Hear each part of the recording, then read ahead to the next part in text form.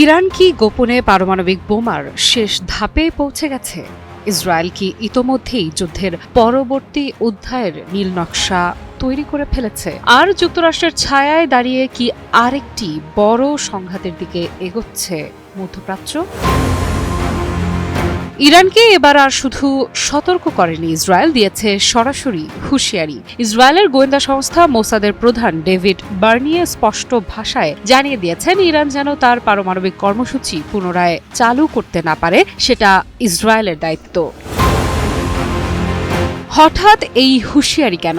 12 দিনের যুদ্ধের 6 মাস পর হঠাৎ করে এত কড়া বার্তা, এর নেপথ্যে কি নতুন কোনো গোয়েন্দা তথ্য রয়েছে? জেরুজালেমে মোসাদের সদস্যদের সম্মাননা প্রদান অনুষ্ঠানে বক্তব্য রাখতে গিয়ে এসব কথাই বলেন বার্নিয়ে। তিনি বলেন, ইরান এমন মাত্রায় ইউরেনিয়াম সমৃদ্ধ করেছে যার কোনো ব্যাখ্যা নেই পারমাণবিক অস্ত্র তৈরির লক্ষ্য ছাড়া। তার দাবি, সুযোগ পেলেই ইরান মুহূর্তের মধ্যেই অস্ত্র তৈরির পথে এগিয়ে যাবে। বার্নিয়ে জানান, ইরানের পারমাণবিক প্রকল্প ইতোমধ্যেই গুরুতরভাবে ক্ষতিগ্রস্ত, কিন্তু সেটাই কি যথেষ্ট? তার উত্তর, না। যুক্তরাষ্ট্রের সঙ্গে ঘনিষ্ঠ সহযোগিতায় ইসরায়েল নিশ্চিত করবে এই প্রকল্প যাতে আর কখনো মাথাচাড়া না দিতে পারে, অর্থাৎ প্রয়োজনে আবার আরও বড়, আরও গভীর আঘাত করা হবে।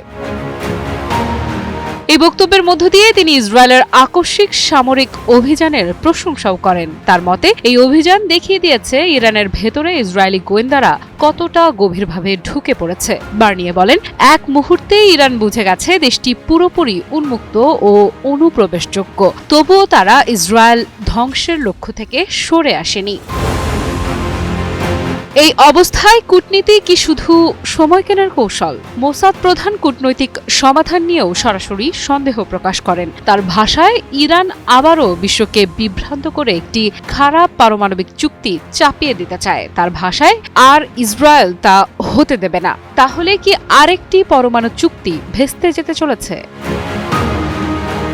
পশ্চিমা দেশগুলো দীর্ঘদিন ধরে অভিযোগ করে আসছে, ইরান গোপনে পারমাণবিক অস্ত্র তৈরির চেষ্টা করছে। ইরান অস্বীকার করলেও বাস্তবতা প্রশ্ন তুলছে। শান্তিপূর্ণ কর্মসূচির আড়ালে কেন ইউরেনিয়াম সমৃদ্ধকরণ বাড়ানো হচ্ছে? কেন আন্তর্জাতিক পরিদর্শকদের বাধা দেয়া হচ্ছে? আর কেন একের পর এক ব্যালিস্টিক ক্ষেপণাস্ত্রের পরীক্ষা?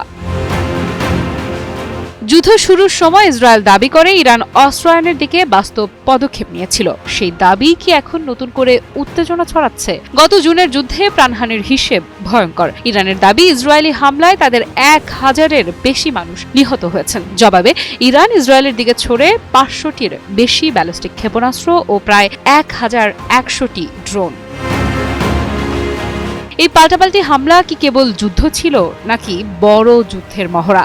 ইসরায়েলের স্বাস্থ্য কর্মকর্তাদের তথ্য অনুযায়ী ওই হামলায় ইসরায়েলে নিহত হন 32 জন, আহত হন 3000-এরও বেশি মানুষ। এই ক্ষয়ক্ষতির পরও কি সংঘাত থামবে? ইরান যদি আবার পারমাণবিক পথে এগোয়, ইসরায়েল কি অপেক্ষা করবে, নাকি আগেই আঘাত হেনে পুরো সমীকরণ বদলে দেবে?